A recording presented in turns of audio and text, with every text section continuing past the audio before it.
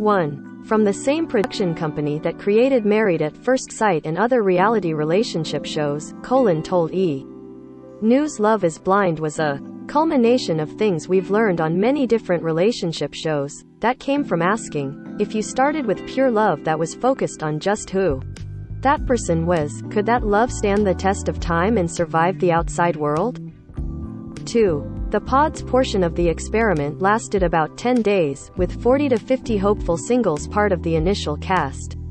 But over the course of the 10-day filming period, some singles were let go. There was a certain point where we did a whittling down of people just to focus internally on the people who were really connecting, to allow them more time, explained. We ended up having maybe 20 to 25 people in the pods at that point. 3. The first dates between all of the singles were set up speed dating style rotation, with everyone spending 8 to 10 minutes with each person of the opposite sex. From then on, there were no limitations put on who you could talk to, when you could talk to them and for how long, as long as a production intermediary set it up as they were unable to communicate with each other outside of the pods. 4. Like Married at First Sight, Lib found their Season 1 cast all in one city, Atlanta. There were practical considerations as much as any creative considerations, said of the decision, highlighting Atlanta's great production support system and the huge studio space, which they needed for the 5. Hoping to have a few couples get engaged, producers were not expecting more than 5 couples to. So when 2 other couples, in addition to the 6 the show followed, also ended the pod portion with a proposal, producers ultimately couldn't continue filming their journey. We felt like we wanted to tell diverse stories frankly, reasoned.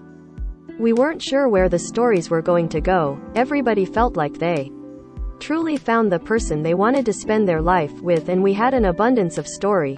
We just didn't have time in the show to follow them, which is incredible to me. 6. One of those engaged couples was Rory Newbrow, who was often seen giving advice to the other men, and Danielle Druin, who spent a week together in Miami. As the other engaged couples went to Mexico to continue filming. But soon after they returned to Atlanta, they had a very amicable breakup when she realized she still had feelings for another cast member, Matt Thomas. She ended up wanting to pursue that, Rory explained to People. Danielle and Matt ultimately didn't last either.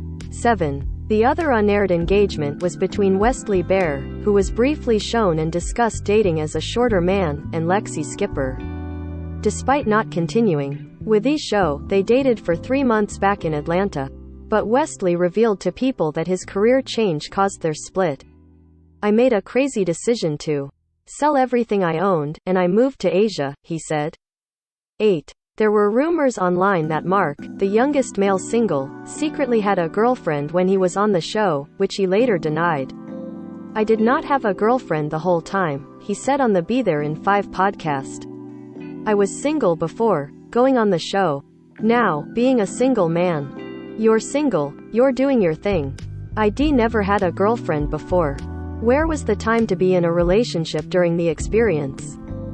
9. According to Kenny and Kelly, they never had any plans to actually get married at the end of filming.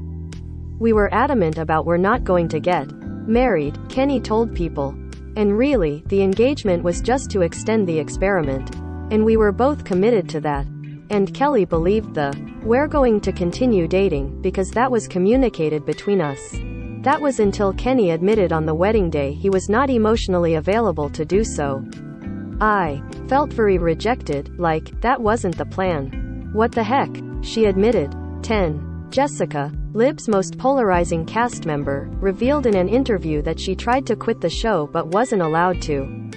I mean, I had to stay, she told EU. I definitely had a conversation about leaving and I wasn't able to do that. My dog got sick too, and almost died. During the show, I had so much other stuff going on. She continued, it was really frustrating because I kind of knew, Mark and I weren't going to get there.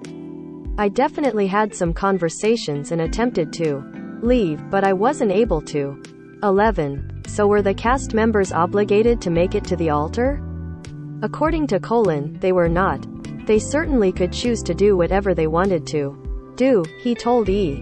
News of the wedding day decision-making process. Again, being there on the wedding day, I personally, knowing these people and their stories, I didn't know what was going to happen. 12. The weddings were actually filmed in fall 2018, meaning the two couples, Cameron and Lauren, and Amber and Barnett, who actually decided to get married, have had to keep their relationship secret for 18 months. But they are still together. 13. Despite some skepticism from viewers, the marriages are legally binding, with Lauren telling Refinery29, "This is a real legally binding marriage. Thesis not for TV.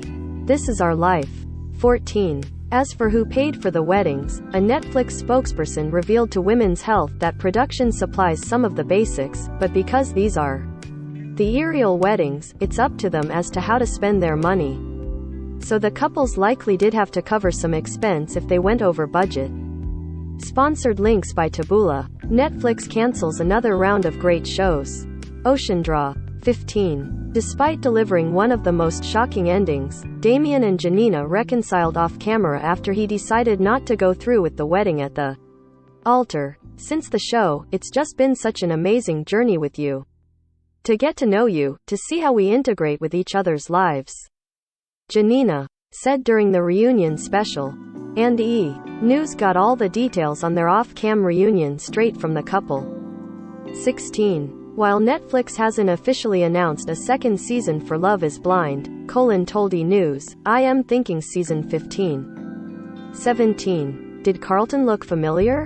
Well, it's because he's been on an ATL set reality show before, popping up on The Real Housewives of Atlanta when he was working as Cynthia Bailey's assistant back in 2014. Bravo fans will remember he got into a heated argument with Kenya Moore, who had just joined the series. 18. According to Sal from Season 2, the singles are given talking points and questions before heading into their dates, but they don't have to use. There were kind of topics for the day, Kyle added in an interview with News. It was good if there was a lull in conversation, you just refer to the little notebook and you can drum up conversation.